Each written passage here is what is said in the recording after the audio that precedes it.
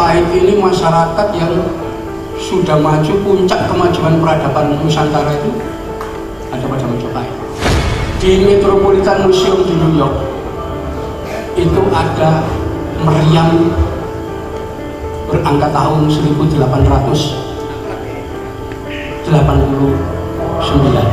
Meriam itu jelas bikinan Mojopahit. Nah, sampai zaman Mojopahit, kapal-kapal dari Jawa ukurannya lebih besar dari kapal-kapal Cina.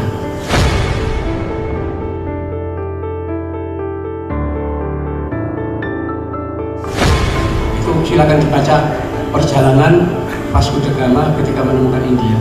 Jadi di Afrika dia sudah ketemu dengan orang Jawa dan tidak ada lagi identitas orang-orang yang rambutnya panjang dengan pakaian seperti itu, ya, tidak pakai baju, ya, itu kecuali orang Mojopahit.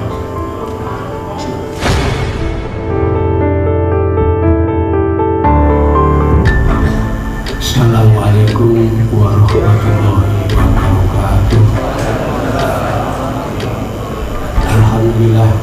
Alhamdulillah rabbil alamin, wassalatu wassalamu ala asyrofil anbiya'i wal mursalin sayyidina wa maulana Muhammadin wa ala alihi wa sahbihi ajma'in.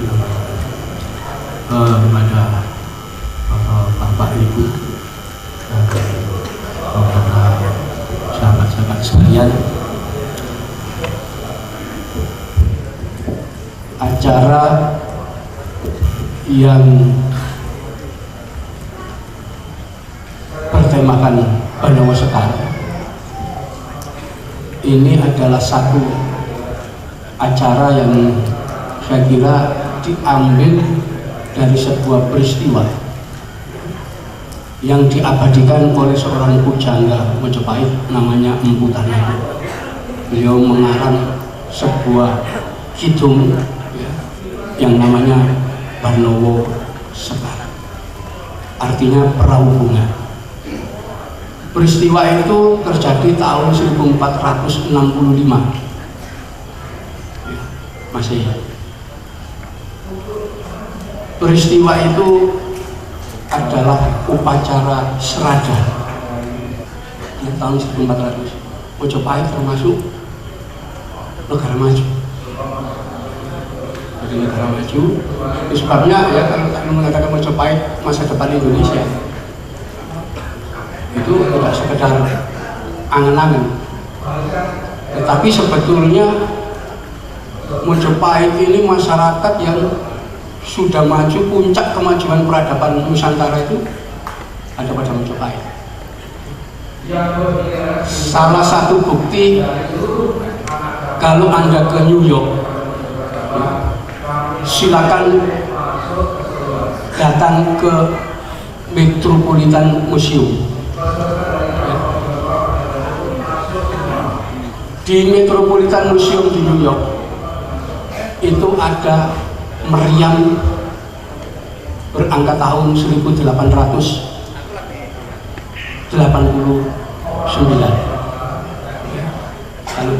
Kalau dikonfirmasi dengan tahun Masehi 1389. Meriam itu jelas bikinan Mojopahit.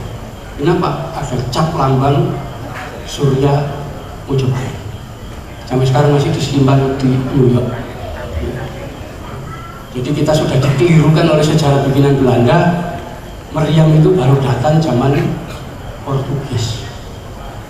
Enggak, sebelum Portugis datang Mojopahit sudah bisa bikin meriam. Itu yang diteruskan oleh Demak. Karena itu ketika Demak menyerang Portugis di Malaka, dia juga menggunakan meriam. Kenapa? Kemudian sudah berkembang di sini. Penemu Mesir itu Cina, bukan Eropa. Eropanya mengembang.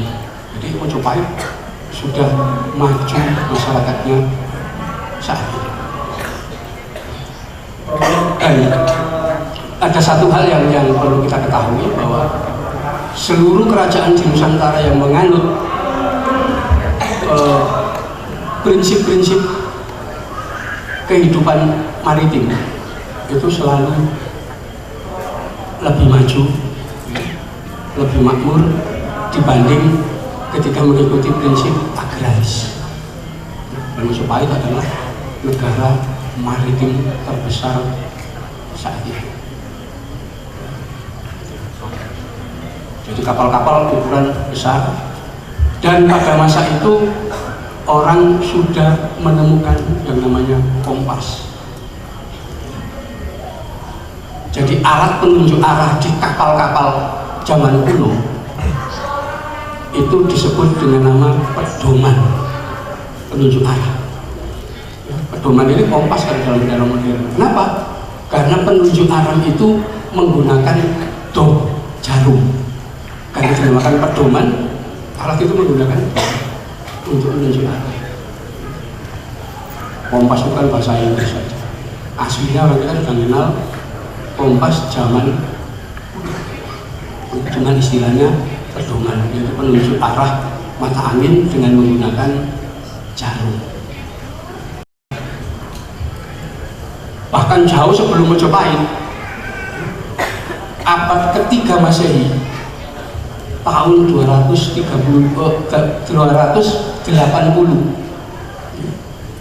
seorang pegawai bea cukai di pelabuhan Guangzhou namanya Wan Shen itu mencatat kapal-kapal Kunlun dari selatan ukurannya lebih besar daripada kapal-kapal Cina. Kalau kapal Cina digambarkan panjangnya 60 kaki, artinya 20 meter. Maka kapal-kapal Kunlun yang datang dari selatan panjangnya 200 kaki, hampir 70 meter, 3 kali panjangnya kapal Cina. Jadi itu. Nah, itu sebabnya ketika abad 5 Masehi ada seorang pendeta dari Cina datang ke India, yaitu Ising namanya.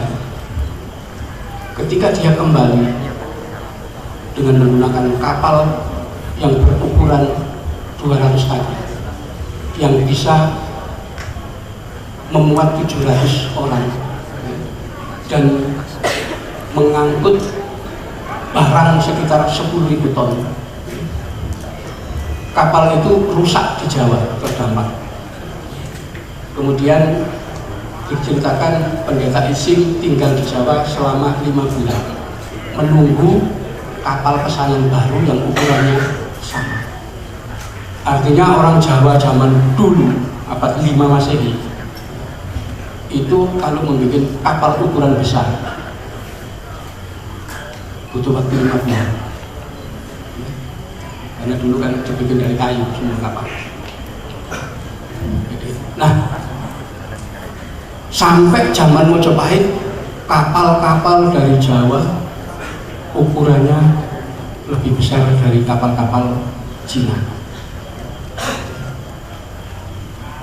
Kenapa kemudian kapal-kapal merosot pasca Majapahit? Itu akibat masuknya Portugis. Jadi kapal-kapal kayu dari Jawa yang memuat beras, ya, karena beras dari Jawa itu dijual sampai ke Malaka, dijual ke Paso sampai ke India, ya, gitu. Kapal-kapal itu ukurannya sampai 800 ton. Kapal kayu ukuran 800 ton itu besarnya luar biasa. Tetapi sulit dikendalikan dan tidak bisa berjalan cepat. Itu sebabnya kapal-kapal ini ketika Portugis menguasai Malaka, kapal ini sering dirampok oleh Portugis. Berasnya diambil untuk bayari pasukan. Jadi pasukan dulu tentara Portugis itu dibayar dengan beras. Nah, akibat terlalu sering kapal-kapal pemuat beras yang besar itu dirampok oleh Portugis, akhirnya saudagar-saudagar membuat kapal yang lebih kecil. Kenapa? Untuk bisa cepat melarikan diri kalau sewaktu-waktu melihat kapal Portugis. Jadi peran kolonial itu luar biasa besar dalam memerosotkan teknologi di Nusantara. Jadi orang-orang dulu sudah mampu memiliki teknologi tinggi. Itu paling tidak orang dari Mojopahit ketemu dengan Vasco da Gama waktu datang dari Portugis ke India melewati pantai timur Afrika, ya. Di pelabuhan Malindi, ya, sekarang di Somalia. Vasco da Gama mencatat menemukan kapal yang belum pernah lihat sebelumnya, ya. Orang ini mengatakan berasal dari Jawa, ya. Tapi Vasco da Gama menulis dengan tulisan I-A-U-A, Jawa. Tidak ada lagi kecuali Jawa. Digambarkan orangnya rambutnya panjang, kemudian dia hanya pakai kain hitam pengikat ya. Atasnya tidak pakai. Mereka itu pelaut-pelaut yang jauh, ya. Dia mengatakan kalau datang ke negeri saya itu bisa 6 bulan perjalanan. Kenapa? Pantai timur Afrika. Itu silakan dibaca perjalanan Vasco da Gama ketika menemukan India.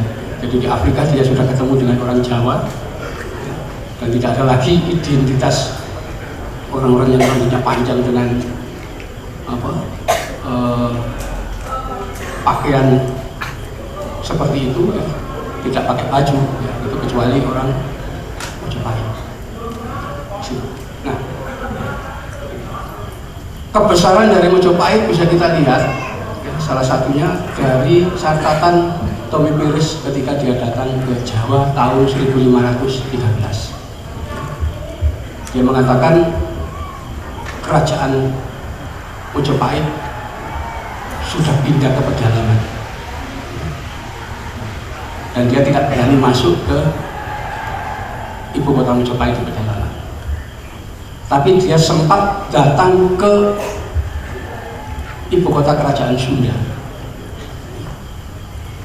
Dia mendapat cerita bahwa pendopo agung Mojopahit jauh lebih besar daripada pendopo kerajaan Sunda. Nah, di situ Tommy Piris mencatat betapa besarnya pendoponya kerajaan Sunda yang lebih kecil dari pendoponya Mojopahit. Dia mencatat tinggi atap itu sekitar 40 meter, ya, tinggi atap. Jumlah balok kayu yang menurut Tommy Piris ukurannya sangat besar. Jumlah baloknya 380. Ini cuma berapa ya balok kayunya, cuma 4 ya. Gede. Itu 380. Kita bisa bayangkan. Jadi dia belum pernah melihat ukuran bangunan seperti itu di Eropa.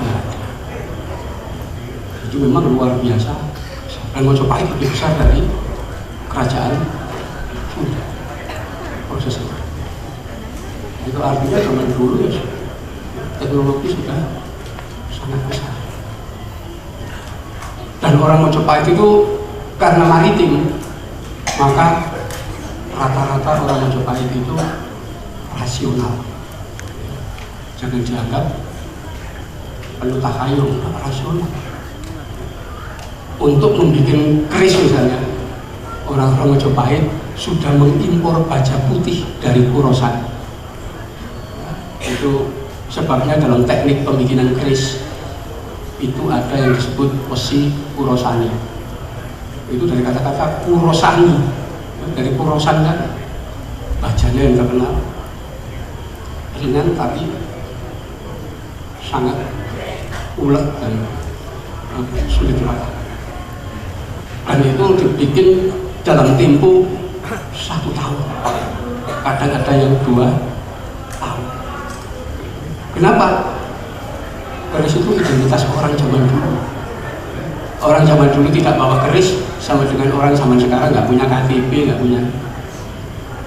punya identitas.